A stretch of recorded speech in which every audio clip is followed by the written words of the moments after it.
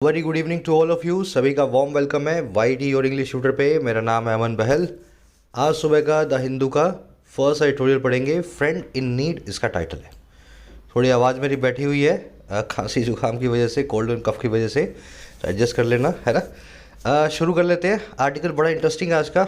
श्रीलंका और इंडिया के रिश्तों पे लिखा हुआ है कैसे श्रीलंका बैंकरप्ट होने की, दिवालिया होने के कगार पे है और कैसे पुराना दोस्त इंडिया उसकी मदद करने में सामने आया है।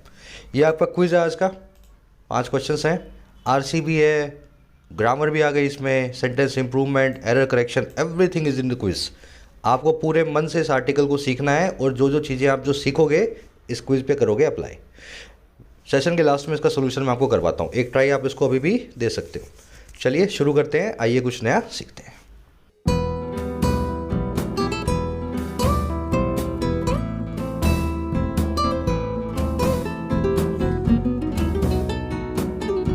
कह रहा है फ्रेंड इन नीड। देखिए एक बहुत पुरानी कहावत है, एडिज है, प्रोवर्ब है, सेइंग है, और क्या है वो? A friend in need is a friend indeed. एक मित्र, एक फ्रेंड, एक दोस्त जो हो मदद जो है ज़रूरत के वक्त, इन नीड है ना, कह रहा है वही जो है असली आपका दोस्त है। Is a friend indeed, indeed मतलब रियल में। आया समझ में? जो ज़रूरत के वक्त आपके काम आए, एक्चुअल में आपका दोस्त वही है। तो वही कहावत को इसने यहाँ पे लगाया है कि इंडिया और श्रीलंका की दोस्ती भी कुछ इसी तरह की है। When Sri Lanka was in need of help, India came forward. The friend in need is India. चलिए अब इसके डिटेल में देखते हैं टाइटल पैराग्राफ से क्या कहना चाह रहा है, पूरी कहानी क्या है। इंटरेस्टिंग आर्टिकल आज का। कह रहा है India and Sri Lanka have shown an ability to quickly act on promises to each other. कह रहे इंडिया और श्रीलंका नाम के जो दोस्त है ना, इन्होंने दिखाया है, हैव शोन किया है, ये दिखा चुके हैं। और किस चीज़ को? इनकी उस ताकत को, एबिलिटी को, क्षमता को, जो है फटाफट से हरकत में आने की, एक्ट ऑन करने की। एक्ट ऑन करना मतलब किसी चीज़ के ऊपर हरकत करना। और किस चीज़ के ऊपर भाई? उन प्रोमिसेस के ऊपर, उन वादों के ऊपर जो दोनों ने एक दूसरे से किए हुए हैं, टू ईच अदर। तो इंडिया श्रीलंका की यही हिस्ट्री रही है कि वादों पे जब भी ज़रूरत की बात आती है तो उन पे एक्ट ऑन करते हैं, उन प्रोमिसेस को फुलफिल करते हैं। श्रीलंकन इंडिया की वर्ब है हैव शोन, सब्जेक्ट मिलेगा ग्रीन कलर में, वर्ब मिलेगी पिंक कलर में। सब्जेक्ट और वर्ब को आपको अपने दिमाग में मैप करना है। पूरे आर्टिकल में मैंने ग्रीन और पिंक आपको दिया हुआ है, इससे आपको गाइडेंस मिलेगी कैसे आर्टिकल को पढ़ा जाए। चलिए, ये ईच अदर और वन अनदर वाला कॉन्सेप्ट आप ऑलरेडी जानते हैं, नहीं जानते हैं तो फटाफट देख लेते हैं अपने। ईच अदर यूज़ करें बिटवीन टू, दो चीज़ों के बीच में, दो इंडिविजुअल्स के बीच में। और वन अनदर यूज़ करें among more than two. Practically समझेंगे। North Korea and South Korea have been engaged in a never ending war with each other and one another. North Korea और साउथ कोरिया जो है engaged है एक never ending war में, कभी ना ख़त्म होने वाली लड़ाई में। और किसके साथ? एक दूसरे के साथ। अब देखो कितने लोगों के बीच में वॉर है यहाँ? 2 लोगों के बीच में, 2 चीज़ों के बीच में। पहली है नॉर्थ कोरिया, दूसरा है साउथ कोरिया। तो 2 कंट्रीज़ की बात हो रही है, 2 आर्टिकल्स की बात हो रही है, तो आप यूज़ करेंगे ईच अदर को। ठीक है, आसान है ये रूल। इसमें इस रूल में याद रखने वाली चीज़ कुछ और है, वो मैं आपको बाद में बताता हूँ, पहले रूल समझ लो। Sentence number 2, the company organizes a business conference each year where business leaders share their ideas and plans with each other and one another. Company organize करती है एक बिजनेस कॉन्फ्रेंस को हर साल, ईच ईयर। और कहाँ पे? कह रहा है जिसके अंदर बिजनेस लीडर्स जो हैं अपने अपने विचारों, आइडियाज़ और प्लान्स को एक दूसरे के साथ शेयर करते हैं। अब देखो यहाँ कहीं भी 2 की बात नहीं हो रही है, वैसे भी कॉन्फ्रेंस के अंदर बहुत सारे लोग होते हैं, है ना। 2 की बात हो भी नहीं रही है। मोस्ट प्रोबेबली जो बिजनेस लीडर्स हैं वो मोर देन 2 हैं। और अगर मैं डाउट भी है तो हम 2 से ज़्यादा ही मानेंगे, क्योंकि 2 तो यहाँ लिखा ही नहीं हुआ। तो अगर 2 से ज़्यादा हैं तो आप यूज़ करेंगे ईच अदर को, नहीं वन अनदर को। तो ये रूल तो बड़ा सिंपल सा है। अब इसमें जो कन्फ्यूजन होती है वो समझ लो। आजकल ईच अदर और वन अनदर के बीच का डिफरेंस बहुत धुंधला हो गया है। कभी कभी आप देखोगे वन अनदर को बिटवीन टू भी यूज़ किया हुआ, और कभी कभी आप देखोगे ईच अदर को अमंग मोर देन भी 2 यूज़ किया हुआ। तो आपको क्या समझना है? ये रूल तो आपको पता लग गया, लेकिन इस रूल के अलावा आपको सेंटेंस में कोई और कमी दिखती है, कोई और फॉर्मूला, कोई और कॉन्सेप्ट अप्लाई हो रहा है, तो पहले आप उसको प्रायोरिटी देंगे। जब आपको कुछ भी ना मिले, कोई और चीज़ समझ में ना आए, तब ईच अदर और वन अनदर के बीच के एरर को आप मार्क करके आएँ, क्योंकि ये आजकल हमने एक्सेप्ट कर लिया है, दोनों वर्ड्स एक ही हैं, है ना, आजकल की इंग्लिश में। आगे बढ़ेंगे। कॉन्सेप्ट आपको पता होना चाहिए और कंफ्यूज आपको नहीं होना है ना। चलो अब एक काम करते हैं, आर्टिकल की देख लेते हैं सारी वोकैबलरी, ताकि इसको स्मूथली अपने पढ़ते जाएं। उससे पहले ऐड करना चाहूँगा, देखिए अगर आप किसी एग्जाम के लिए प्रिपेयर कर रहे हैं, SSC, railways, banking, UPSC, police, teaching या स्टेट गवर्नमेंट के एग्जाम्स, तो इन सभी के लिए मॉक टेस्ट के लिए मैं आपको रेफर करूंगा, सजेस्ट करूंगा टेस्टबुक.com। इंडस्ट्री लीडर है और इसकी खूबी ये है कि 450 एग्जाम्स के 32,000 मॉक टेस्ट को एक सिंगल पैकेज बना के इन्होंने रखा हुआ है। अब ये 32,000 मॉक टेस्ट अलग अलग वैरायटी के हैं, डिफिकल्टी लेवल के, ईजी भी मिलेंगे, मॉडरेट भी मिलेंगे, डिफिकल्ट भी मिलेंगे। आप हर तरीके से अपनी एग्जाम प्रिपरेशन को बूस्ट करेंगे। ये सिंगल पैकेज 32,000 मॉक टेस्ट का सभी एग्जाम्स का 1 साल की वैलिडिटी के साथ मिलता है 399 में, और 3 साल की वैलिडिटी के साथ मिलता है 599 में। लेकिन ये प्राइस आपको नहीं देना है, आपको लगाना है कोड YET10। जैसे ही इस कोड को लगाएंगे 15% ऑफ लेंगे। 399 वाला 339 में और 599 वाला 509 में आपको मिल जाएगा। ऐप का लिंक कमेंट सेक्शन में डाल रहा हूँ, फायदा उठा सकते हैं, कोड जरूर लगाएं YET10। ये वोकैब शीट को आप अपने टेलीग्राम ग्रुप से डाउनलोड कर सकते हो। टेलीग्राम में जाओ, सर्च करो ऑफिशियल YT नो चैट्स। इस ग्रुप में आपको वोकैब शीट, सुबह 7 बजे एडिटोरियल की शीट, है ना, हर चीज़, हर वीडियो का नोटिफिकेशन अवेलेबल हो जाता है। चलो, सब्सटेंशियल और सब्सटेंटिव देखने में एक जैसे है ना। सब्सटेंशियल का मतलब होता है कंसीडरेबल, सिग्निफिकेंट, जिसको नज़रअंदाज ना किया जा सके, जो साइजेबल हो, आकार में काफ़ी बड़ा हो, नोटिसेबल हो, जो आपके नोटिस में आ ही जाए, है ना। The effects of lockdowns have been substantial. Lockdowns के जो इफेक्ट हैं वो काफ़ी नोटिसेबल, सब्सटेंशियल या कंसीडरेबल या सिग्निफिकेंट रहे हैं। ऐसे इफेक्ट्स नहीं है जिनको नज़रअंदाज किया जा सके, काफ़ी बड़े बड़े असर लॉकडाउन्स के रहे हैं। सब्सटेंशियल, अब देखो ये सब्सटेंशियल से जो मिलता जुलता वर्ड है सब्सटेंटिव, इसका मतलब होता है, ये भी एडजेक्टिव है, कोई चीज़ जो बहुत इंपॉर्टेंट या सीरियस हो। जनरली सब्सटेंटिव होती है एक डिस्कशन, सब्सटेंटिव होता है कोई डिसीजन, सब्सटेंटिव होती है इन्वेस्टिगेशन, समझ गए ना, गंभीर, इंपॉर्टेंट, उसको कहते हैं substantive. The government has ordered a substantive investigation into the matter. सरकार ने ऑर्डर दे दिया है एक गंभीर सी इन्वेस्टिगेशन का, क्रिटिकल इन्वेस्टिगेशन का, इस पूरे मामले के अंदर। तो थॉटफुल या पेंसिव भी बोलते हैं। पेंसिव थोड़ा एडवांस वर्ड है, कोई चीज़ बहुत सोची समझी विचारी गई हो उसको कहते हैं पेंसिव, तो इसका सिनोनिम है। तो ये दो पुराने वर्ड्स हैं। अब नए वर्ड्स पे आ जाओ आज के। पहला वर्ड है प्रिकेरियस। प्रिकेरियस का मतलब होता है ऐसी चीज़ या तो जिसमें बड़ा जोखिम हो, या वो बड़ी मुश्किल हो, और या फिर अनसर्टेनिटी यानी कि अनिश्चितताओं से भरी हो, या फिर तीनों ही चीज़ें उस चीज़ के अंदर हो। आया समझ में? पूरा नेगेटिव कनोटेशन है इस चीज़ का। प्रिकेरियस, ऐसी चीज़ खतरा हो, मुश्किल हो, अनिश्चितताओं से भरी हो, कुछ भी समझ ना आता हो, प्रिकेरियस। प्रिकेरियस सिचुएशन हो सकती है ना। The world is in A precarious state amid ever mutating virus variants of the virus. दुनिया जो है आज बहुत ही प्रिकेरियस सी स्टेट में है, फुल ऑफ डेंजर्स, डिफिकल्टी और अनसर्टेनिटी वाली अवस्था में है, स्टेट में है। और किसके चलते? हर वक्त म्यूटेट होते हुए इस वायरस के वेरिएंट्स के चलते, कभी ओमिक्रॉन, कभी डेल्टा, कभी डेल्टा क्रोन, है ना। तो प्रिकेरियस स्टेट में हमारा वर्ड है आज की डेट में। इसको पैरेलस, फ्रॉड, अनस्टेबल और शेकी भी बोलते हैं। चारों ही प्रिकेरियस के सिनोनिम है। इसका नाउन फॉर्म होता है प्रिकेरियसनेस या प्रिकेरिटी। प्रिकेरिटी नाउन फॉर्म होता है। अगला जो वर्ड है हमारे पास नाइव। इसको नाइव लिखा जा रहा है, एव, है ना, ऐसा बोलोगे आप, लेकिन नाइव मत बोलना, इसको बोलते हैं नाइव। ये ऊपर एक्सेंट मार्क्स लगे हुए हैं ना। एडजेक्टिव है, इसका मतलब होता है भोला भाला, इग्नोरेंट, इनोसेंट, जिसको चीज़ें समझ में ना आती हो, अज्ञानी हो, नाइव। जो प्रैक्टिकल ना हो, है ना, नाइव। जैसे it would be naive to believe that wealth doesn't make any difference to your life quality. ये बहुत ही बच्चों वाली बात होगी ऐसा सोचना। नाइव होगा ऐसा सोचना, इनोसेंट या इग्नोरेंट होगा ऐसा सोचना कि वेल्थ जो है, धन संपदा जो है, पैसा जो है, आपकी ज़िंदगी में कोई डिफरेंस नहीं लाता है। अगर आप आज भी ऐसा सोचते हैं कि पैसे का क्या है, हुआ तो हुआ, नहीं हुआ तो नहीं हुआ, तो ये बहुत ही नाइव बात है, क्योंकि वर्ड रन्स ऑन मनी। आया समझ में? तो इम्प्रैक्टिकल आदमी को नाइव आप बोल सकते हैं। अब देखो, इसको चाइल्ड लाइक, अनसोफिस्टिकेटेड और इंजेनियस भी बोल सकते हैं। ये अच्छे अच्छे वर्ड्स हैं, कई बार करवा चुका हूँ, आज इनमें डिटेल में नहीं घुसेंगे, कभी फिर आएगा इनका नंबर तो इनको भी करवा दूंगा। इंजेनियस, अनसोफिस्टिकेटेड और चाइल्ड लाइक। लास्ट वर्ड है अपना फ्रेजल वर्ब पेपर ओवर। चलो एक आपसे चीज़ पूछ लेता हूँ छोटी सी, दिमाग में होगी तो ज़रूर बताना। चाइल्ड लाइक और चाइल्डिश, इन दोनों वर्ड्स में क्या फ़र्क है? ठीक है, चाइल्ड लाइक और चाइल्डिश, स्पेलिंग सही लिख देता हूँ मैं, जस्ट अ मिनट। ठीक है, मैं नहीं बताऊंगा, खुद से बताना है आपको। सर्च करो नेट पे, डिक्शनरी खोलो, खुद करोगे तो हमेशा याद रहेगा। दोनों एक जैसे वर्ड हैं, गलत यूज़ होते हैं। चाइल्ड लाइक और चाइल्डिश में बहुत बड़ा अंतर है। कोशिश करो और निकालो नेट से, डालना कमेंट्स में किसको पता हो। लास्ट अपना फ्रेजल वर्ब है पेपर ओवर। बड़ी आसान है, कोई चीज़ है जिसके ऊपर आपने पेपर रख दिया। आपके घर पे कोई मेहमान आया, ठीक है, टेबल पे आप बैठे थे, टेबल पे बहुत कुछ बिखरा हुआ है, आपने मेहमान को देखा, शर्म आ गई, आपने टेबल पे पेपर रख दिया ताकि उस पेपर के नीचे जो चीज़ है उसको जो आप मेहमान से छुपा पाएँ। पेपर ओवर फ्रेजल वर्ब को इसी से बनाया हमने, किसी चीज़ को कवर अप करना, हाइड करना। ठीक उसी तरीके से जैसे ही आप किसी मेहमान के आने पे अपने बेड पे, अपने टेबल पे पेपर रख देते हैं ताकि उसको पता ना लगे कितना गंदगी आपने घर में फैला रखी है।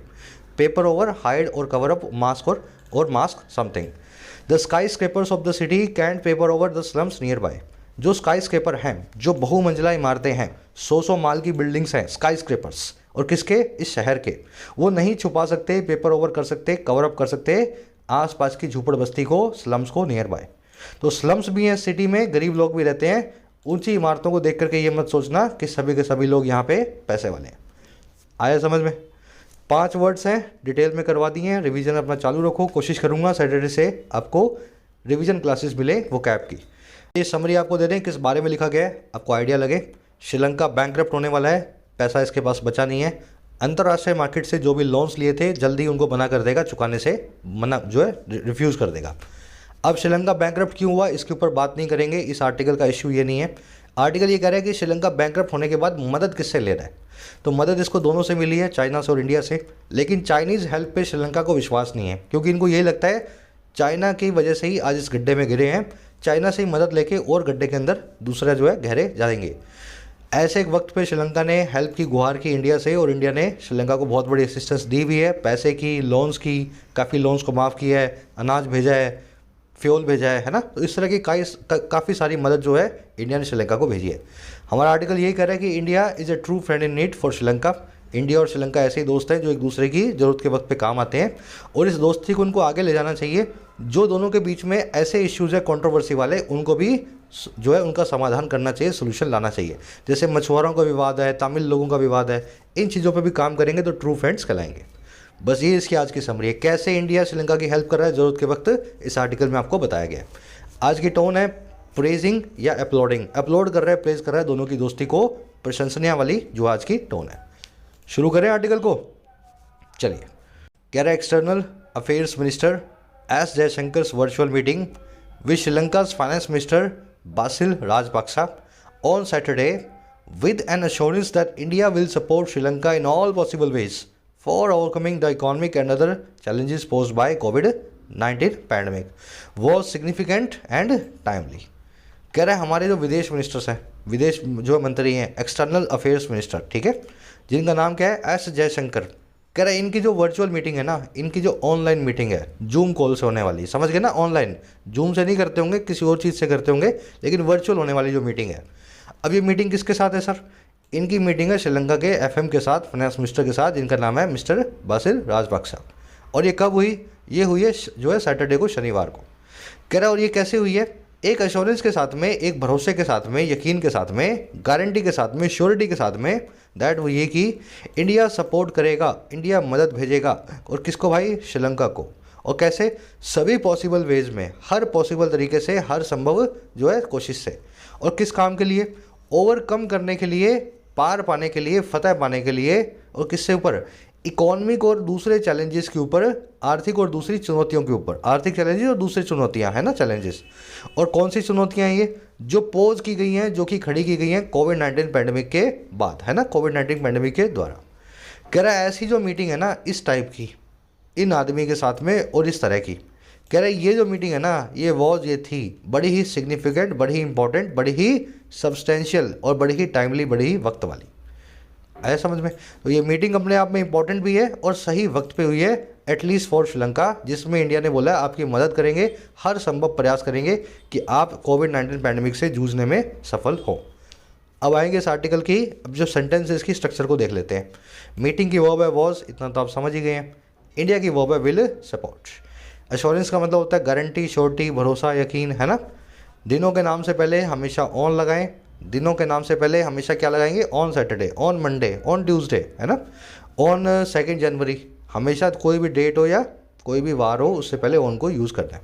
सिग्निफिकेंट आप जानते हैं, जो सब्सटेंशियल हो, जो बड़ा इंपॉर्टेंट हो, नोटिसेबल हो। सब्सटेंटिव नाम के वर्ड से इसका कोई भी डिस्कशन नहीं है, कोई भी जो इसका लेना देना नहीं है। सब्सटेंटिव का मतलब होता है गंभीर, है ना, गंभीर। चलिए, अब इस सेंटेंस में आपको मिलेंगी एरर्स। पहले आपको मैं दे देता हूँ थोड़ा सा टाइम, पहले आप सोच लो, एडवांस कॉन्सेप्ट है, मुझे नहीं लगता आप पकड़ पाओगे, लेकिन एक बार कोशिश करो। वीडियो को पॉज करो, कहाँ मिलती है एरर ढूंढो, फिर मैं आपको बता देता हूँ।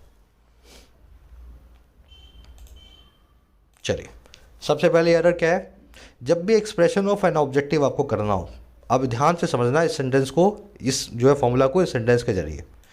द पुलिस रिसोर्टेड टू लाठी चार्ज टू कंट्रोल या for controlling the crowd. Police ने रिसोर्ट टू किया, पुलिस उतर आई लाठी चार्ज पे, और क्यों, क्राउड को कंट्रोल करने के लिए।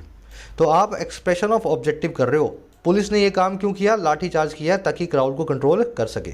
कभी कभी आप देखोगे यहाँ पे टू कंट्रोल लिखा होता है, यानी कि टू प्लस में वर्ब की बेस फॉर्म जिसको बोलते हैं टू इन्फिनेटिव, और कभी कभी आप देखोगे फॉर कंट्रोलिंग लिखा होगा, फॉर प्लस में जीरेंट लिखा होगा, अलग अलग तरीके से लिखा होगा।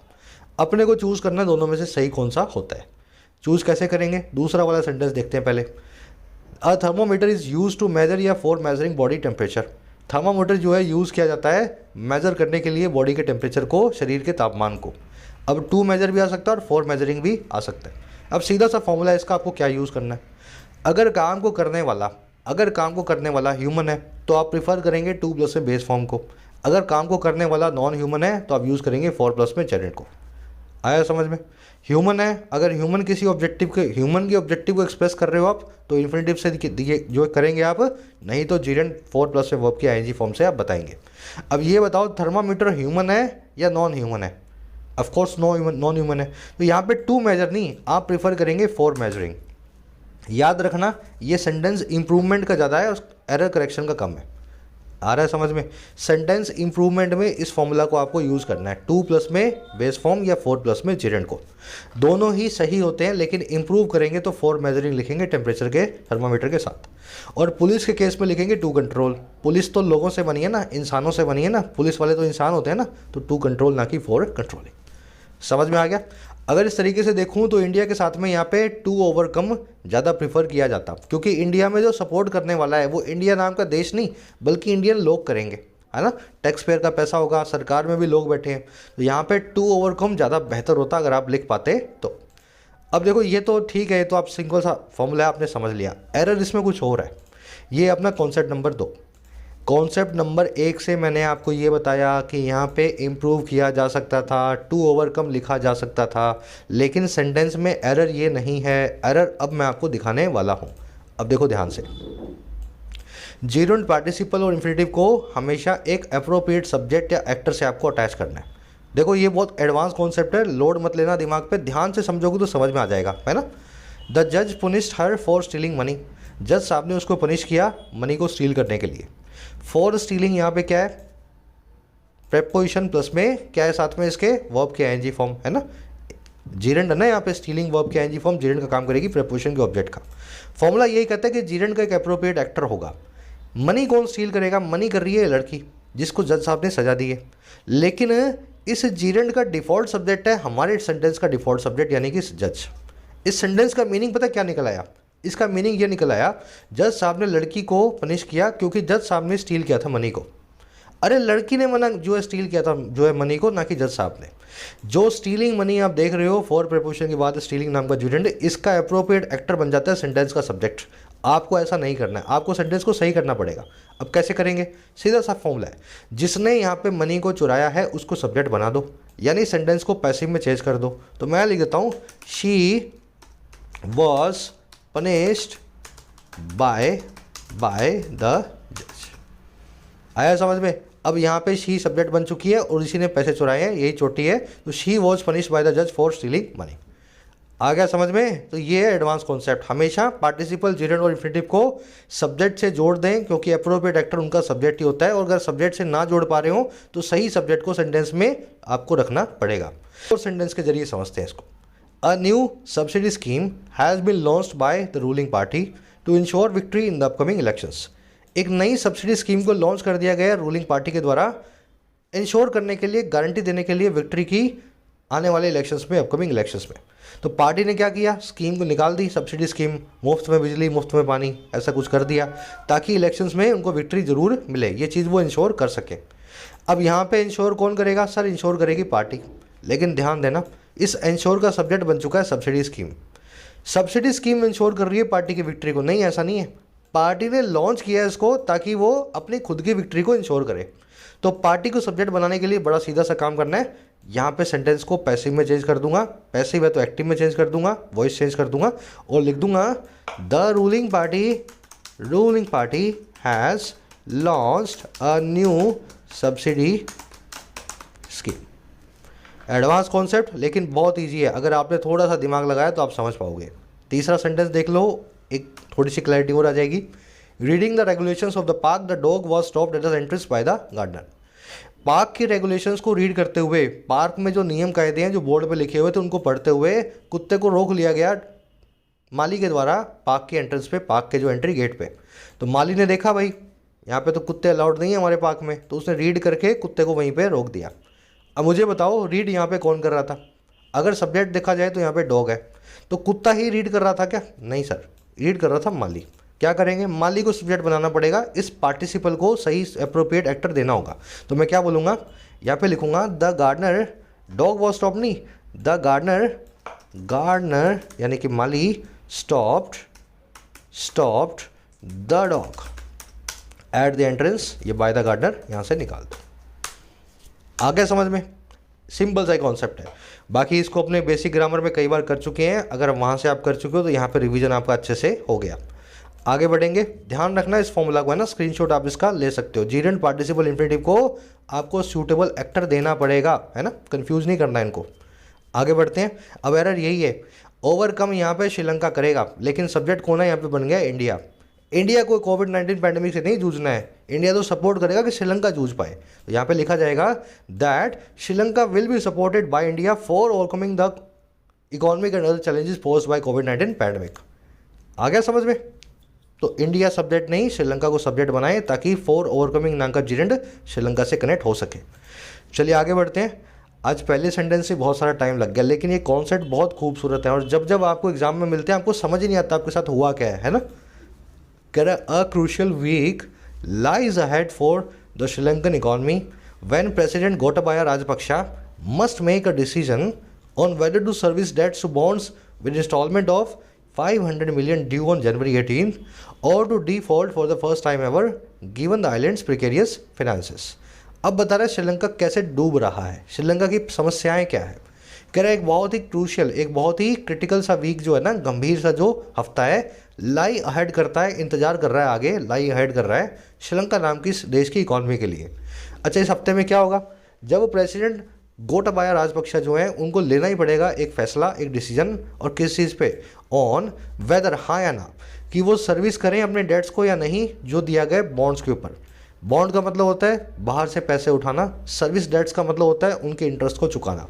तो उनके पास ये डिसीजन है कि अपना जो कर्जा चुकाया है बॉन्ड्स के जरिए उनके ऊपर इंटरेस्ट को सर्विस करें या ना करें, अब उनका जो ब्याज चुकाएं या ना चुकाएं। और उसकी इंस्टॉलमेंट है 500 मिलियन की जो बकाया है जनवरी 18 को। तो पैसे इनके पास है नहीं, अब ये हो सकता है ना दें, मना बोल दे जनवरी 18 को कि पैसे तो हमारे पास है नहीं। और या फिर दूसरा काम क्या करेंगे? दूसरा ये करेंगे कि डिफ़ॉल्ट करेंगे, दिवालिया हो जाएंगे, पैसा देने से मना कर देंगे पहली दफ़ा अपनी ज़िंदगी में, for the first time ever. और क्यों? गिवन, देखते हुए इस आइलैंड की, इस टापू की बहुत ही प्रिकेरियस, बहुत ही खतरनाक सी फाइनेंसिस को, वहाँ की फाइनेंशियल सिचुएशन को। तो ऐसा एक क्रूशियल वीक इनके सामने है। 500 मिलियन दें या ना दें, मना कर दें, डिफ़ॉल्ट कर दें या दे दें, ऐसा इनको अभी फैसला लेना है इस वीक में। दिक्कत ये है कि 500 मिलियन तो एक इंस्टॉलमेंट है, आगे इनको कई बिलियंस देने हैं, तो एक दिया या सब दिए, या सब दिए या एक नहीं दिया, इनके लिए बराबर सही है। क्रूशियल वीक का मतलब है लाइज हेड, क्रूशियल वीक आपका सब्जेक्ट, इसकी वर्ब होगी लाइज हेड। प्रेसिडेंट गोटाबाया की वर्ब है मस्ट मेक। प्रिकेरियस आप जानते हो, full of dangers, full of difficulties. Given, given के बाद में एक आपको मिलेगा नाउन। अगर गिवन के बाद में क्लोज मिल जाए तो आप गिवन दैट का यूज़ करते हैं, है ना। मान लो आइलैंड्स, प्रिकेरियस फाइनेंसेस की कोई वर्ब भी होती तो गिवन की जगह गिवन दैट को आपको यूज़ करना होता। चलो, ये रूल कई बार हो चुका है ना, आज डिटेल में नहीं करेंगे। कह रहा है mister Gotabaya is expected to address parliament this week on how he will deal with the economic crisis. कह रहे हैं जो गोटाबाया नाम का जो आदमी है, एक्सपेक्टेड है, इससे आशा है कि ये संबोधित करेगा, एड्रेस करेगा पार्लियामेंट को अपनी इसी हफ्ते, दिस वीक। और कैसे? इस चीज़ पे कि वो कैसे डील विद करने वाला है, कैसे निपटने वाला है इस आर्थिक तूफान से, इकोनॉमिक क्राइसिस से। तो अपने पार्लियामेंट में भी आज बताएंगे इस वीक में कि कैसे वो निपटेंगे, क्या उनके दिमाग में प्लान है इस पूरे वीक के लिए। गोटाबाया की वर्ब है इज एक्सपेक्टेड, पैसिव वॉइस में। ही की वर्ब है will deal with. Deal with, contained with, cope up with, put up with, grapple with, tackle with, ये सब का मतलब एक ही होता है, किसी से निपटना। अब इसमें कुछ गलतियाँ की हुई है मैंने, ढूंढ के बताओगे? मतलब तो सबका यही होता है, लेकिन फिर भी मैंने कुछ गलतियाँ जानबूझ के करके छोड़ दी हैं। ढूंढो, आप ढूंढ सकते हो तो। चलो, सबसे पहले तो टैकल के साथ में सर विद नहीं आता, इन सब के साथ में आएगा टैकल। इनका एक ऐसा भाई है जिसके साथ में विद नहीं आता। दूसरी गलती, कोप अप विद कभी भी नहीं होता, सीधा लिखा जाता है cope with. Cope up with कभी भी नहीं लिखा जाता। तीसरी गलती, ये जो अप यहाँ पे लगा रहे हो ना, ये कोप के साथ में नहीं, ये पुट के साथ में आता है। तो पुट विद कभी नहीं होता, पुट अप विद आप यूज़ करते हो। आ गया समझ में? अब सामने आपके सही कर रहा हूँ, दिमाग में बैठ जाना चाहिए, है ना। कोप अप विद नहीं होता है, कोप विद होता है। पुट विद नहीं होता है, पुट अप विद होता है। और टैकल के साथ में तो विद सर आता ही नहीं है। बड़े आगे, चलो, पार्लियामेंट के आगे कभी भी द नहीं लगाया जाता। राज्यसभा, लोकसभा, विधानसभा, सब के आगे आप जो है ना, असेंबली के आगे लगाओ द। पार्लियामेंट के आगे कभी भी द नहीं आता। Correct, this includes a credit crunch, a slump in GDP spurred by COVID-19 losses to tourism, exports and remittances, foreign reserves that dwindled from 7.5 billion in 2019 to 1.6 billion in November 2021, and pending debt repayments of more than 7 billion expected in 2022. अब बता रहे हैं इसमें और क्या क्या चीज़ें हैं। कह रहे हैं इसमें सब कुछ शामिल है। ये जो ऊपर आप देख रहे हो ना, इकोनॉमिक क्राइसिस, इसमें क्या क्या शामिल है? इसमें इंक्लूड है, एक तो क्रेडिट क्रंच। क्रेडिट मतलब उधार, क्रंच का मतलब होता है किसी चीज़ की शॉर्टेज। तो श्रीलंका कोई उधार नहीं दे रहा।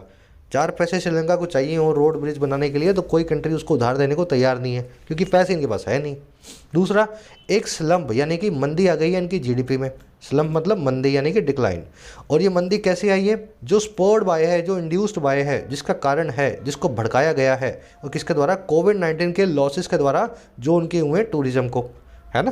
तो टूरिज्म वहाँ पे हो नहीं रहा, यही इनका मुख्य ऑक्यूपेशन है। इस वजह से कोविड-19 की वजह से जीडीपी जो है रफ्तार धीमी पड़ गई है। और इसमें क्या शामिल है भाई? ये 3 चीज़ें तो शामिल हैं ही। इसके साथ में शामिल है एक्सपोर्ट्स एंड फाइनेंसेस। एक्सपोर्ट्स कम हो रहे हैं, रेमिटेंसेस कम हो रहे हैं। बाहर जो श्रीलंका से बाहर रहते हैं, ज़्यादा पैसा वो भेज नहीं रहे हैं, रेमिटेंस नहीं भेज रहे हैं। फॉरेन रिजर्व्स भी इसमें शामिल है, जो कि ड्विंडल कर गए, जो कि छोटे हो गए, सिकुड़ गए। 7.5 बिलियन जो थे 2019 में, वहाँ से 1.6 बिलियन नवंबर 21 में। और इसमें क्या शामिल है? इसमें शामिल है बची हुई डेट की रीपेमेंट्स, जो है 7 बिलियन से भी ज़्यादा एक्सपेक्टेड है 2022 में। तो 500 मिलियन तो अभी देना है इनको 2 दिनों बाद।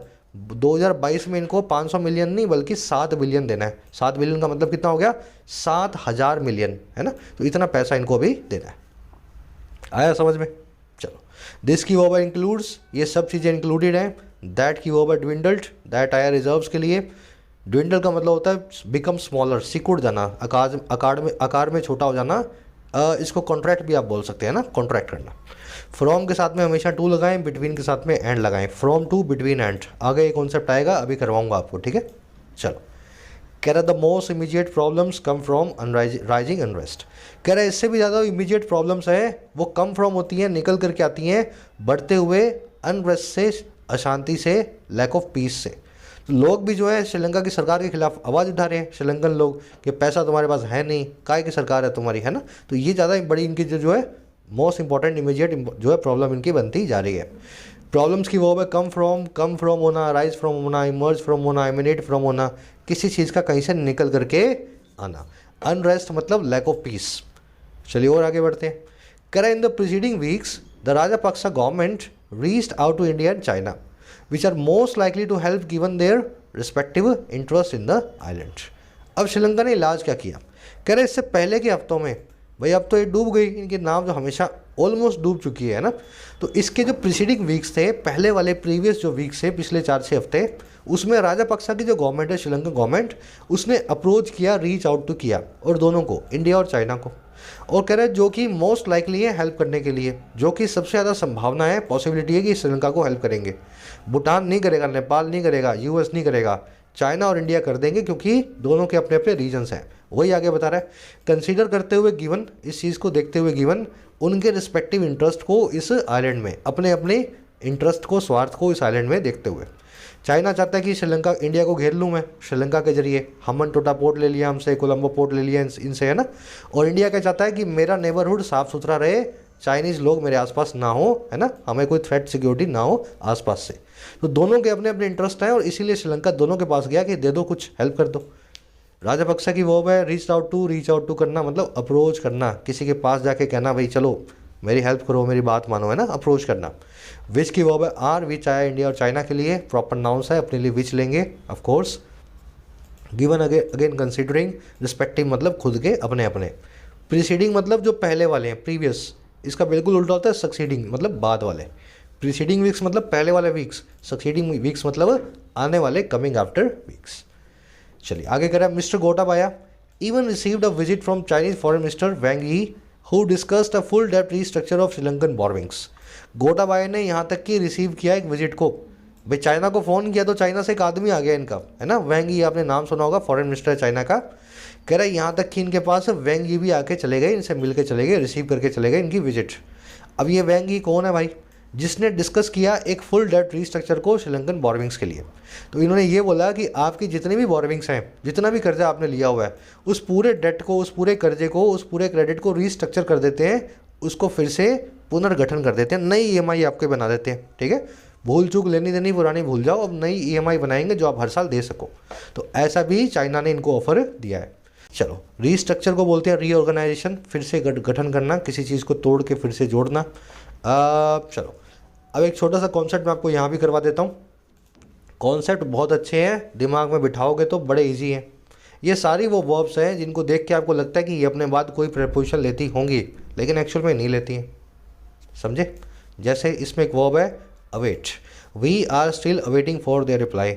अवेट का मतलब होता है इंतज़ार करना, हम आज भी उनके रिप्लाई का इंतज़ार कर रहे हैं। अवेट के बाद में कोई प्रीपोजिशन नहीं आती, यहाँ पे लिखोगे अवेटिंग देयर रिप्लाई। वैसे ही यहाँ पे आपने देखा डिस्कस, डिस्कस वर्ब भी ऐसी वर्ब है जो अपने बाद में कभी प्रीपोजिशन नहीं लेती। तो डिस्कस के बाद अक्सर जो है स्टूडेंट्स अबाउट लगा जाते हैं। Who discussed about a full debt restructure. Again discuss एक ऐसी वर्ब है, इसके बाद में कभी भी प्रीपोजिशन को यूज़ ना करें, अबाउट छोड़ो क्या किसी भी प्रीपोजिशन को यूज़ ना करें। तो डिस्कस अबाउट लिखते हो तो वो गलत हो जाता है ना, यही कॉन्सेप्ट है। तो ये सारी वर्ब्स को आपको पकड़ना है, इनके दिमाग में अपने जो है इनको बिठाना है। वैसे एक वर्ब है demand, the hacker demanded for money, hacker ने पैसे की मांग की। तो ठीक है, मांगा होगा पैसा, लेकिन डिमांड के बाद में फॉर नहीं आ सकता, demanded money. The house comprised of several rooms, house comprise था, मिल करके बना है कई कमरों से, तो ठीक है बना होगा, लेकिन कंप्राइज के बाद में ऑफ नहीं आता। House comprised several rooms. आ गया समझ में। इंजॉय और इंट्रोड्यूस ऐसी दो वर्ब्स हैं जिनके बाद में कोई प्रीपोजिशन नहीं आती, और अगर कोई प्रीपोजिशन आ रही हो, अगर कोई प्रीपोजिशन आ रही हो तो आप रिफ्लेक्सिव प्रोनाउन को यूज़ करें। We enjoyed in the party, हमने पार्टी का मजा उठाया, पार्टी में लुफ्त उठाया। या तो इस इन को निकाल दो, वी इंजॉयड द पार्टी लिख दो, या तो ऐसा कर दो, और या फिर इस इन को पड़ा रहने दो, इंजॉय वर्ब को अपना एक ऑब्जेक्ट दे दो, वी के हिसाब से आएगा रिफ्लेक्सिव प्रोनाउन आवरसेल्व्स। ठीक है, अब यहाँ पे डिटेल में नहीं जाऊँगा, रिफ्लेक्सिव प्रोनाउन क्या होता है बेसिक ग्रामर में हो चुका है। वी का आवरसेल्व्स, आई का माई सेल्व्स, है ना, शी का हर सेल्फ, दे का देम सेल्व्स। तो we enjoyed ourselves in the party, या तो ये तरीके से लिख दो, या फिर इन पूरे को निकाल के पार्टी को ही इंजॉय के बाद में लिख दो। ऐसा ही इंट्रोड्यूस नाम की वर्ब भी करती है। चलिए आगे बढ़े।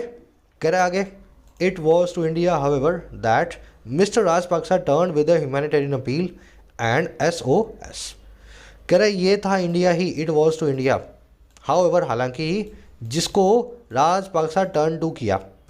It was to India however Rajapaksa turn, इसको ऐसा भी लिख सकते हैं however mister Rajapaksa turn to India, है ना, टर्न टू इंडिया, किसी की तरफ मुड़ना, टर्न टू करना। अच्छा, किसके लिए? एक ह्यूमैनिटेरियन अपील के साथ में और SOS के साथ में। अपील तो आप जानते ही हैं, रिक्वेस्ट। ह्यूमैनिटेरियन मतलब जो कि ह्यूमन ग्राउंड्स पे हो, है ना, मानवीय ग्राउंड्स पे हो। आप किसी को बोलते हो ना भगवान के नाम पे मदद करो मेरी, तो ह्यूमैनिटेरियन अपील कहलाती है वो। और SOS का मतलब होता है ये एक मोर्स कोड होता है, जनरली शिप्स के लिए यूज़ किया जाता है। जैसे कोई जहाज़ डूब रहा हो तो वो अपना जो है अपने रडार से मैसेज निकालेगा SOS के। इस SOS की कोई फुल फॉर्म नहीं होती, लेकिन कई जगह लिखा हुआ मिलेगा आपको, सेव आवर शिप या सेव आवर सोल। ठीक है, SOS एक ऐसा मैसेज होता है, जब भी ये भेजा जाता है तो सामने वाले को समझ में आ जाता है कि ये शिप डूबने वाला है या ये आदमी मेरे से मदद की गुहार कर रहा है। तो ऐसे ही श्रीलंका इंडिया के पास आया। राजपाक्सा की वर्ब है टर्न्ड, इट की वर्ब है वॉज। ये इंट्रोडक्टरी सब्जेक्ट बना करके इस सेंटेंस को नेसेसरली कॉम्प्लिकेटेड लिखा हुआ है, सीधे सीधे लिखा जा सकता था राजपाक्सा टर्न टू इंडिया। बढ़े आगे, कह रहा mister Jaishankar, finance minister Nirmala Sitharaman and mister Basil decided on a 4-pronged initiative that included lines of credit या LOC towards the import of fuel, food and medicines, currency swap and डेप्ट referrals from India to Sri Lanka as well as the conclusion of Trinco oil farm projects. अब कैसे India ने मदद की भाई, श्रीलंका आया SOS लेके, सेव अवर सोल, हमारी जान बचाओ, तो इंडिया ने कैसे मदद किया? कह रहे जयशंकर साहब ने और हमारी फाइनेंस मिनिस्टर निर्मला सीतारमन ने और मिस्टर बासिल ने, जो कि श्रीलंका के फाइनेंस मिनिस्टर हैं, तीनों ने डिसाइड किया एक 4-pronged इनिशिएटिव को। इनिशिएटिव मतलब कदम, नया पहल है ना, नया कदम। 4-pronged मतलब जिसके 4 प्रोंग हो, जिसके 4 पाए हों या 4 पहलू हों, 4 फेसेट हों। तो ऐसे 4 हिस्सों वाले एक 4 पहलुओं वाले इनिशिएटिव को, कदम को इन्होंने डिज़ाइन किया। अब इसमें क्या क्या था? इसमें इंक्लूड था एक line of credit. Line of credit का मतलब होता है लंबी अवधि के लिए लोन्स।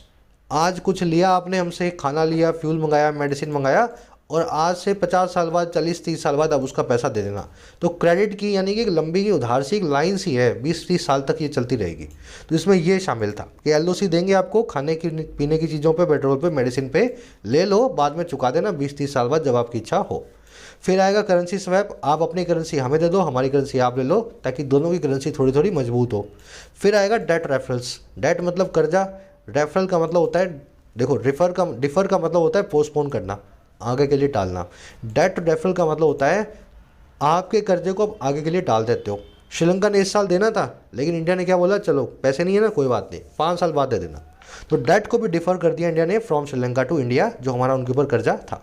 साथ ही साथ कंक्लूजन भी निकाला जाएगा एक ऑयल जो फार्म्स प्रोजेक्ट चल रहा है ट्रिंकोमाली के अंदर, इंडिया और श्रीलंका का। इंडिया ने बोला इसको भी कंक्लूड करेंगे, आपको भी फ़ायदा, हमें भी फ़ायदा। आ गया समझ में? तो ये थी 4 पहियों वाली 4-pronged इनिशिएटिव, जिसमें चारों चीज़ें शामिल हैं। चलिए अब ज़्यादा स्पेंड नहीं करेंगे टाइम इस आर्टिकल पे, इस सेंटेंस पे। इन तीनों बंदों की वर्ब है डिसाइडेड, दैट की वर्ब है इंक्लूडेड, दैट आया इनिशिएटिव के लिए, 4-pronged मतलब 4 पहलुओं वाला, लाइन ऑफ क्रेडिट मतलब लंबी अवधि के लिए लोन्स, डेप्ट डिफरल मतलब कर्जे को डिफर करना, पोस्टपोन करना, जो पैसा लेना हो उसको आने वाले वक्त के लिए आगे टाल देना, कंक्लूजन मतलब final. Kera matters have moved swiftly since Mr. Basil's visit, and it is heartening that the Trincomalee project MOU was signed earlier this month after decades of delays. Kera matters जो है बहुत तेज़ी से आगे बढ़ रहे हैं, मूव कर रहे हैं स्विफ्टली, बहुत तेज़ी से रफ्तार पकड़ रहे हैं। और कब से? जब से मिस्टर बासिल की विजिट हुई है। और कह रहा है बड़ा ही हार्टनिंग है, ये बड़ा ही दिल को खुश कर देने वाला, हार्टनिंग मतलब गर्मजोशी वाला, ये बड़ी अच्छी चीज़ है, अच्छी लगने वाली बात है कि ट्रिंकोमाली प्रोजेक्ट का जो MOU है, जो मेमोरेंडम ऑफ अंडरस्टैंडिंग है, जो इनिशियल कॉन्ट्रैक्ट है, वो साइन कर दिया गया है इस महीने की शुरुआत में, कई दशकों के डेकेड्स के डिले के बाद। तो मैटर्स बहुत तेज़ी से आगे बढ़ रहे हैं। ट्रिंकोमाली प्रोजेक्ट जो कि 1990 में होना चाहिए था, आज 2021 में सरकार प्रोएक्टिवली तेज़ी से इस डिले वाले प्रोजेक्ट को आगे बढ़ा रही है। अब ये प्रोजेक्ट के बारे में आपको नेट पे पढ़ना होगा, इसमें क्या क्या हो रहा है ना। ऑयल स्टोरेज बनाई जा रही है, जहाँ पे श्रीलंका और इंडिया अपना अपना तेल रखेंगे अगले 50 सालों तक, कभी भी ज़रूरत हो उस तेल को निकाल सकेंगे, सस्ता मिलेगा, यहाँ पे डाल के छोड़ देंगे, है ना। तो ये ट्रिंकोमाली प्रोजेक्ट यही काम करेगा। मैटर्स की वर्ब है हैव मूव्ड, प्रोजेक्ट MOU की वर्ब है वॉज साइंड, इट की वर्ब है इज। स्विफ्टली मतलब तेज़ी से, MOU का मतलब होता है memorandum of understanding initial contract. कह रहा है subsequently India has extended $400 million under the SAARC currency swap agreement and agreed to a partial deferral of 500 million settlement from Sri Lanka by 2 months. The 1.5 billion LOC for essential ports is reportedly underway. कह रहा है इसी के बाद में, चलो ये सब तो ठीक है, इसके बाद क्या हुआ? कह रहा है सब्सिक्वेंटली आफ्टर दैट इंडिया ने एक्सटेंड कर दिया, इंडिया ने आगे बढ़ा दिया, इंडिया ने दे दिया, ऑफर कर दिया $400 मिलियन को SAARC करेंसी स्वैप एग्रीमेंट के नीचे। हमारे 400 मिलियन आप ले लो, मतलब $400 मिलियन का पैसा, रुपया, और आप हमें दे दो, थोड़ा आपका हम यूज़ लेंगे, हमारा आप लेना है ना, दोनों को फ़ायदा होगा। करेंसी स्वैप करने का जो है ऑफ़र दिया, एक्सटेंड कर दिया, मतलब दे ही दिया। और इंडिया अग्री भी हो गया कि एक आंशिक तौर पे डिफ़र कर देंगे, पार्शली आधा डिफ़र कर देंगे 500 मिलियन जो आपका हमारे को आना था, सेटलमेंट आना था, कहाँ से? श्रीलंका से, 2 महीने के लिए। तो आज मत दो, 2 महीने बाद देख लेना, अगर आपकी हिम्मत हो तो दे पाओ तो दे देना, है ना। तो ऐसा भी सब्सिक्वेंटली इंडिया ने दोनों काम किया है। अब इसी के साथ में क्या हुआ, $1.5 बिलियन का LOC जो है, लाइन ऑफ क्रेडिट है, इसेंशियल इंपोर्ट्स के लिए, दवाओं के लिए, खाने के लिए, मेडिसिन के लिए, कह रहा है वो है रिपोर्टेडली कथित तौर पे अंडरवे, अपने रास्ते पे, पाइपलाइन के अंदर, जल्दी ही आप उसको देखेंगे। तो ये तीनों चीज़ें इंडिया ने की है, पैसा भी दिया, करेंसी स्वैप किया, 500 मिलियन माफ़ कर दिया 2 महीने के लिए कि आप बाद में दे देना, और 1.5 बिलियन यानी कि 1500 मिलियन रुपया जो है, डॉलर जो है, उसका सामान भी श्रीलंका को दे रहे हैं, बाद में पैसा आएगा 20-30 सालों के बाद। LOC की वो इज़ रिपोर्टेडली मतलब कथित तौर पे, अंडरवे मतलब ऑन गोइंग, जो भी चल रहा है। वही कह रहा है it would be naive to assume that New Delhi's assistance will paper over other problems in the complex relations between India and Sri Lanka. अब देखो इस पूरी मदद का अंत क्या निकलेगा, है ना। कह रहे बड़ा ही नाइव होगा, बड़ा ही बच्चों वाली बात होगी, चाइल्ड लाइक बात होगी, इनोसेंट बात होगी। अगर आप ऐसा मान लो कि नई दिल्ली की जो असिस्टेंस है वो पेपर ओवर कर जाएगी, जो फ़ायदा नई दिल्ली श्रीलंका को दे रहा है वो मास्क कर देगा, छुपा देगा दूसरी प्रॉब्लम्स को जो बहुत ही जटिल रिलेशंस में है, रिश्तों में है, श्रीलंका और इंडिया के बीच में। तो ये ऐसा नहीं है सारे पैसे लेकर के श्रीलंका मछुआरों का विवाद ख़त्म कर देगा, है ना, या तमिल लोगों से सुलह हो जाएगी वहाँ पे सीला कम्युनिटी के साथ, ऐसा नहीं है। अगर आप ऐसा सोचते हो तो ये बहुत ही नाइव है, इम्प्रैक्टिकल बात है। चलिए, इट की वर्ब है वुड बी, नाइव आप जानते हैं, देख चुके हैं पहले, भोले भाले को बोलते हैं। असिस्टेंस की वर्ब है paper over, will paper over, paper over hide करना, मास्क करना, है ना, पेपर रख देना किसी चीज़ पे छुपाने के लिए। और कुछ देखने वाला है? चलो, बिटवीन के साथ में हमेशा एंड लगाए, 500 बार बता चुका हूँ, फिर भी जब ऐसा सेंटेंस आपको मिलता है ना, आप नहीं लगा के आओगे, मुझे पता है। ध्यान से देखो, the exports of the country range between 500 billion to 700 billion in a financial year. जो कंट्री के एक्सपोर्ट्स हैं वो रेंज बिटवीन करते हैं, वो इस रेंज में चलते हैं, रेंज बिटवीन करते हैं। किस रेंज में भाई? 500 बिलियन से 700 बिलियन की रेंज में। अब 500 से 700 बिलियन सुनने में ठीक लग रहा है, लेकिन यहाँ क्या लग गया सर? यहाँ लग गया बिटवीन। अगर बिटवीन लग गया ना तो यहाँ पे टू मत लगाओ, यहाँ पे लगाओ हैंड। आ गया समझ में? लेकिन किसी की इच्छा हो जाए सर मैं तो टू ही लगाऊंगा, मेरे को ये बताओ बिटवीन की जगह क्या लगाऊं, तो बिटवीन की जगह फ्रॉम लगा दो। तो फ्रॉम टू और बिटवीन एंड ये ऐसे ही चलते हैं, आपस में मिक्स नहीं करना। फ्रॉम के साथ में एंड मत लगाए ना, बिटवीन के साथ में टू मत लगा आना। बढ़े आगे, चलो। कह रहा amongst other issues the friction over fisherman's rights and pending political solution for what on Tamil areas remain sticking points. While concerns of Colombo's strategic ties with China have often led to open disagreements. अब दूसरा issue क्या है? कह रहे कई issues में से ये इशू हैं सबसे बड़े बड़े, अमंगस्ट अदर इश्यूज। क्या क्या है? पहला जो है दोनों के बीच में घर्षण, फ्रिक्शन, डिसएग्रीमेंट, और किसको लेके? फिशरमैन यानी कि मछुआरों के हकों को लेके। इंडिया बोलता है हमारे मछुआरे यहाँ तक मछली पकड़ेंगे, श्रीलंका बोलता है कि इसके बाद पकड़ेंगे तो हम उनको पकड़ लेंगे, है ना। तो फिशरमैन के राइट्स को लेकर के दोनों के बीच में डिस्प्यूट चल रहा है। कुछ ही दिन पहले एक आर्टिकल भी हमने किया था। और दूसरा काम है पेंडिंग पॉलिटिकल सोल्यूशन का, एक पॉलिटिकल सोल्यूशन आना बाकी है। अभी भी वॉर से जूझ रहे, वॉर से कटे छटे टोन तमिल एरियाज़ का। कह रहे ये जो दोनों इश्यूज है ना, ये बने हुए हैं आज भी स्टिकिंग पॉइंट, ये भी बने हुए हैं आज भी झगड़े की जड़, स्टिकिंग पॉइंट्स। कह रहे जबकि जो कंसर्न्स हैं, जो चिंताएँ हैं श्रीलंका के यानी कि कोलंबो के रणनीतिक रिश्तों को लेकर के, स्ट्रेटेजिक टाइज को लेकर के चाइना के साथ, अक्सर वो कंसर्न्स हमें लीड कर गए हैं खुले तौर पे असहमति को, ओपन डिसएग्रीमेंट को। यहाँ से श्रीलंका कुछ बोल रहा है, वहाँ से इंडिया कुछ बोल रहा है। तो ये भी बड़े बड़े इश्यूज़ हैं, मछुआरों का विवाद, तमिलों का विवाद और चाइना के साथ श्रीलंका के रिश्ते, तीनों सही, दोनों के बीच में झगड़े की जड़ जो है, तीनों चीज़ें बनी हुई हैं। आ गए समझ में? फ्रिक्शन और पेंडिंग पॉलिटिकल सोल्यूशन दोनों की वर्ब है रिमेन, सब्जेक्ट जुड़े हुए एंड से, है ना। फ्रिक्शन और पेंडिंग पॉलिटिकल सोल्यूशन की वर्ब है रिमेन। फ्रिक्शन का मतलब आप समझ गए ना, दो चीज़ों के बीच में टकराव, घर्षण बोलते हैं इसको। अच्छा, स्टिकिंग पॉइंट ऐसा पॉइंट जिस पे आप स्टक हो जाओ, जिस पे कोई भी पार्टी जो है अग्रीमेंट करने को तैयार ना हो, जहाँ से डेड लॉक आ जाए, इम्पास आ जाए, स्टिकिंग पॉइंट झगड़े की जड़। कंसर्न्स की वर्ब है हैव लेड टू मतलब लीड टू करना, किसी चीज़ की तरफ ले जाना। कह रहा है it is important to note however that in times of peril New Delhi and Colombo have established a robust channel of communication and demonstrated an ability to act on promises quickly, proving that ad is about friends in need. कह रहा है ये फिर भी important है note करना। ठीक है, ऊपर वाली बातें हम समझ गए सारी, झगड़े हैं, चाइना है, मछुआरे हैं। कह रहे फिर भी इम्पोर्टेंट ये है हाउएवर, हालांकि नोट करना कि वक्त होता है जब पेरिल का, डेंजर का, खतरे का, अनसर्टेनिटी का, पैरल वही है, डेंजर अनसर्टेनिटी है ना। जब भी बहुत ही मुश्किल वक्त होता है, खतरे भरा वक्त होता है, तब नई दिल्ली और चाइना जो है कोलंबो इस्टेब्लिश कर चुके हैं एक बहुत ही रोबस्ट चैनल को, मजबूत चैनल को बातचीत के, कम्युनिकेशन के। और ये दोनों दिखा भी चुके हैं, डिमॉन्स्ट्रेट भी कर चुके हैं इनकी उस ताकत को, एबिलिटी को, जो है एक्ट ऑन करने की, हरकत करने की, है ना। और किस पे? अपने प्रोमिस पे फटाफट से, क्विकली। और ये काम कैसे करते हैं? प्रूव करते हुए उस एडिस को, प्रूव करते हुए उस एडिस को। एडिस का मतलब होता है मुहावरा, है ना, कहावत को, जो है सच्चे दोस्तों वाली, फ्रेंड्स इन नीड वाली, friends and neighbours in need. आ गया समझ में? तो ठीक है, सब झगड़े हैं, लेकिन जब वक्त आता है तो दोनों साथ मिलकर बात करते हैं, अपने आपसी दोस्ती को हमेशा बनाए रखते हैं। दिल्ली और कोलंबो की वर्ब है have established and have demonstrated. Adages, proverb, saying, कहावत। एक्ट ऑन करना मतलब हरकत करना। इट की वर्ब है इस। पैरल मतलब खतरा, अनसर्टेनिटी, डिफिकल्टी, है ना, डेंजर। चलिए, सिंपल सा आर्टिकल था, बहुत फास्ट प्रोसेस किया मैंने, क्योंकि इस आर्टिकल को मुझे नहीं लगता कि इसमें कुछ कॉन्सेप्ट सीखने के अलावा कुछ और था इसमें, है ना। ऐसे आर्टिकल्स को आपको फास्ट ही प्रोसेस करना होता है। अब फटाफट से अपने जो भी सीखा है इस पर अप्लाई करते हैं।